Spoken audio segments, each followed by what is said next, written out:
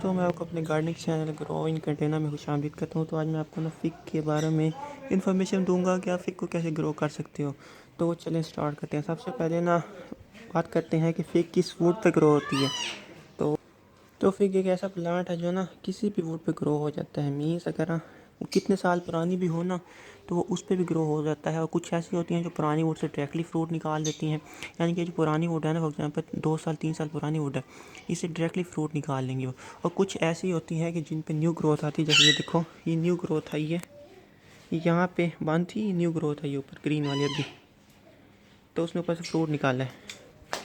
ये देखो, ये न्यू ग्रोथ आई है, उसने ऊपर से फ्रूट निकाला। ये देखो, इसने पुरानी ग्रोथ से ही फ्रूट निकाला है। ये देखो।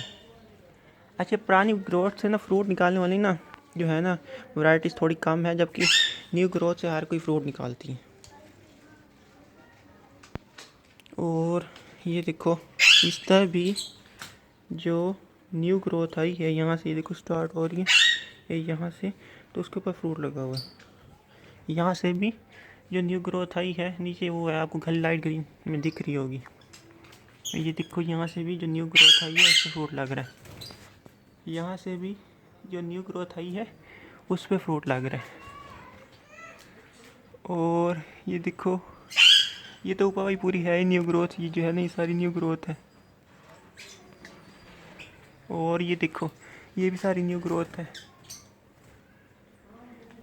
तो फिग जो होती है ना, दोनों तरह से फ्रूट निकालती है। एक पुरानी ग्रोथ से भी निकालती है, न्यू ग्रोथ से भी निकालती है। इसी वजह से इसको आप किसी भी टाइम पे किसी भी तरह प्रून कर सकते हो। लेकिन बेस्ट मेथड यही होता है कि जब ये विंटर में ना अपने पत्ते गिरा देती है तो उस टाइम इसको प्रून किया जाए, इसकी शेप बनाने के लिए। फॉर एग्जांपल ना, अगर मैं एक टाइम बनाना चाहता हूँ तो मैं इसको यहाँ से अभी काट सकता हूँ। लेकिन अगर मैं ऊपर से काटना है तो बेहतर यही रहेगा कि मैं इसको विंटर में करूँ, जब ये पत्ते गिरा दे अपने। फिग ना एक सन लविंग प्लांट है। फिग को सन बहुत पसंद है, तो इसको ना फुल सन में रखें तो ज़्यादा बेहतर है। फुल सन में रखोगे अच्छी ग्रो होगी और अच्छा फ्रूट निकालेगी। और ये ना बेस्ट प्लांट है जो कंटेनर में इजीली ग्रो हो जाता है। ये देखो, ये छोटा सा कंटेनर है, इसकी ना आप देखो, इसमें रूट बाउंडिंग हुई हुई है। इसकी मैं अभी इसको ना बड़े पॉट में शिफ्ट करूँगा, तो वो भी आपको दिखाता हूँ कि कैसे करते हैं। तो ये इसकी रूट्स काफ़ी फैलती हैं और ये छोटा मोटा दरख्त नहीं बनता, ये काफ़ी बड़ा दरख्त बनता है। ये देखो, ये दो तरह की होती हैं। ये है ग्राफ्टेड, ये देखो, यहाँ ये जो है ना, ये यहाँ से ग्राफ्ट हुआ है, ये यहाँ से आपको दिख रहा होगा। तो इसका यहाँ से ना बर्ड ग्राफ्ट हुई होती है। ये देखो, ये ना यहाँ से बर्ड ग्राफ्ट हुई है। और ये दोनों तरह से होती है। कटिंग से भी इजली ग्रो हो जाती है, ग्राफ्ट से वो वाली वैरायटी निकालते हैं कि ना, ये देखो, अब जैसे आम वाली वैरायटी ना वो कटिंग से ग्रो कर लेते हैं।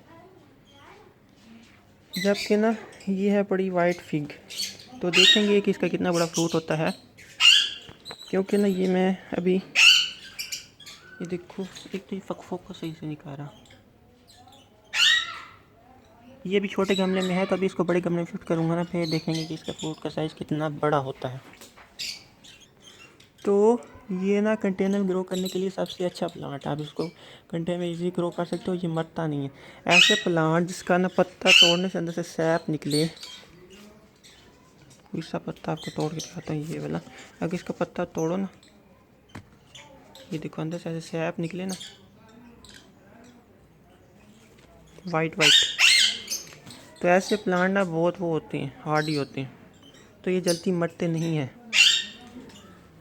तो इसको आप ना किसी भी टाइम पे ट्रांसप्लांट कर सकते हो। लेकिन अच्छी बात है कि अगर फ्रूट लगा हुआ हो तो उसके अंदर ट्रांसप्लांट ना करो। अगर करते हो तो उसकी जड़ों से ना छेड़ो। तो जैसे है वैसे अंदर दूसरे पॉट में रख दो, बड़ा पॉट यूज़ करो। तो ये जो पॉट है ना, ये इसके लिए छोटा है। ये देखो कैसे इसकी नई रूट निकली है, फिर वो किनारे से लग के जल गई हैं। तो इसको अब बड़े पॉट में शिफ्ट करने की बहुत ज़रूरत है। फिग ना कई तरह की होती हैं, कई किस्म की होती हैं। तो मैं आपको ऐसे कहूँगा कि ना ऐसी फिग लाओ जिसका साइज़ बड़ा हो। ये मैटर नहीं करता कि वाइट हो ब्लैक हो, ऐसी लाओ कि जिससे फिग लगी हुई है उसका साइज़ बड़ा हो, क्योंकि आपको पता हो कि वो कैसी है। उसको टेस्ट करके हो। ये बहुत छोटा, फॉर एग्जाम्पल इतना सा पौधा होगा ना, इतना सा, ये 6 इंच का पौधा, अगर इसकी कटिंग लगाओगे तो ये भी फ्रूट उठा लेगा। तो ये लाते वक्त ये ध्यान रखना है ये उस पर फिग लगी हुई हो, ये जब मौसम है ना आप ले आओ, उसको टेस्ट करके लाओ, क्योंकि काफ़ी फिग मैंने आपको पिछली वीडियो में दिखाया था कि अंदर से खाली होती है, तो आपकी मेहनत ज़ाया ना हो। ऐसी लो जो बड़ी हो, बेशक काली हो सफ़ेद हो, कोई फ़र्क नहीं पड़ता। ये यूजली तौर पर ना बड़ी होती हैं, जो वाइट होती है ना, ओरिजिनल वाइट। और ब्लैक भी मैंने देखी हैं काफ़ी बड़ी बड़ी फिग्स। इसका भी अब साइज़ इंक्रीज़ तो हो रहा है, लेकिन नीचे पॉट छोटा है। देखेंगे कि ये कितनी बड़ी होती है, आपको दिखाऊंगा। तो लाते वक्त ये ध्यान रखो कि उसको फिग लगी है, उसका टेस्ट क्या अच्छा टेस्ट होना चाहिए। और हाँ, फिग में एक बीमारी पाई जाती है, इसमें ना वो भी होते हैं, नेमटोड्स भी बन जाते हैं नीचे जड़ों पे। तो इसके लिए ऐसा पाउडर चूज़ करो कि जिसकी मिट्टी ज़रा अच्छी हो, और इसके ना यहाँ पे अगर ना ये जो कोना होता है ना, यहाँ पे ये वाला, यहाँ पे ना अक्सर होल हुआ होता है, उस होल से ना कीड़े अंदर घुसे होते हैं। तो बाद का लोग क्या करते हैं, इसको तोड़ के ऐसे मुँह पहन लेते हैं, खा लेते हैं। ऊपर से तो बात काफ़ी अच्छी लग रही होती है लेकिन ना उनको ये नहीं पता होता कि उसके अंदर कीड़े होते हैं, तो वो कीड़े ही खा जाते हैं। तो बहुत छोटे छोटे कीड़े होते हैं। तो आप इसको खोलो, इसको काट के अंदर गौर से एनालाइज करो, क्योंकि वो इतने वो होते हैं, बारीक होते हैं कि दिखते नहीं हैं। तो अगर आपको कोई चीज़ अंदर हिलती हुई दिखाई दे ना, सुंडियों की तरह, तो उसको ना खाओ, क्योंकि यहाँ से ना फ्रूट फ्लाई क्या करती है, फ्रूट फ्लाई और कुछ और फ्लाइज भी होती हैं, जो यहाँ पे अंदर अंडे दे देती हैं, फिर वो अंदर बच्चे पैदा हो जाते हैं। क्योंकि ऊपर फ्रूट बिल्कुल सही रहता है, अंदर से भी पता नहीं चलता, बिल्कुल ऐसा लगता है कि जैसे जूसी फ्रूट हो, लेकिन अगर आप गौर से देखोगे ना, फिर आपको पता चलेगा कि उसके अंदर कीड़े हैं। तो ये बात भी आप ध्यान में रखो अपनी। तो अब बात करते हैं खाद की। क्या फिग को खाद की ज़रूरत होती है? मैं आपको रिकमेंड करूँगा कि आप ना इसमें ना गोबर का पानी डाल दो, इसके अलावा कोई खाद भी ना डालो। इसको इतनी खाद की ज़रूरत नहीं होती। अगर आपको ज़मीन में है तो फिर तो इसको बिल्कुल भी खाद की ज़रूरत नहीं पड़ेगी। क्यों? क्योंकि ये काफ़ी हार्डी प्लांट होता है, ये मरता नहीं है, ये आपको कह दूँ। अगर आप इसको ओवर वाटरिंग करो फिर भी नहीं मरेगा, लेकिन अगर आप इसको धूप में नहीं रखोगे, बिल्कुल छाँव में रखोगे, फिर इसको बीमारियाँ लग जाएंगी और फिर ये मर सकता है। तो इसके धूप खुला इलाका बहुत ज़रूरी है। आसान है ग्रो करने के लिए, इतना कोई मुश्किल प्लांट नहीं है, छोटे से कंटेनर में भी ग्रो हो जाता है, कटिंग से भी ग्रो हो जाता है। ये देखो, इसकी ग्राफ्टिंग भी हुई हुई है। तो आप इसकी एयर लेयरिंग मैंने आज तक करके देखी नहीं है, तो मुझे लगता है कि इसकी एयर लेयरिंग भी इजीली हो जाती है, क्योंकि इसकी कटिंग इजीली ग्रो हो जाती है। देखो ये होते हैं ना, ये हल्के हल्के दाने, इन दानों से नई रूट्स निकलती हैं, जिसके ऊपर हल्के हल्के दाने होते हैं। तो इसकी कटिंग लगाना बहुत ही आसान है, इस वजह से आपको एयर लेयरिंग करने की ज़रूरत नहीं पड़ेगी। लेकिन आप करना चाहते हो तो आप करो, अच्छा रिजल्ट मिलेगा, मैं आपको कंफर्म बता सकता हूँ।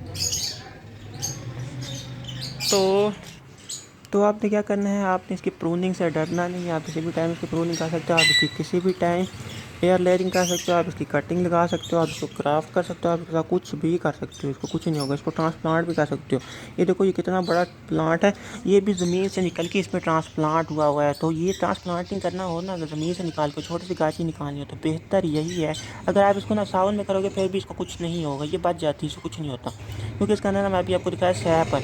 लेकिन अगर आप चाहते हो कि आपका प्लांट ना बच्चे काफ़ी रेयर चीज़ है, तो आपने क्या करना है, आपने नहीं इसको दिसंबर में ज़मीन से निकालना है, जब ये सारे पत्ते झाड़ देंगे। दिसंबर में सारे पत्ते नहीं झाड़ते, क्योंकि किसी जगह ना जनवरी में भी पत्ते गिरते हैं, क्योंकि मौसम चेंज हो गए हैं अब।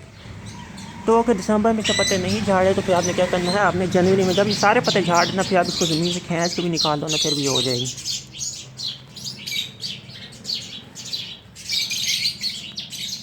और ये मैंने नोट किया है कि लोगों को फिग बहुत पसंद है।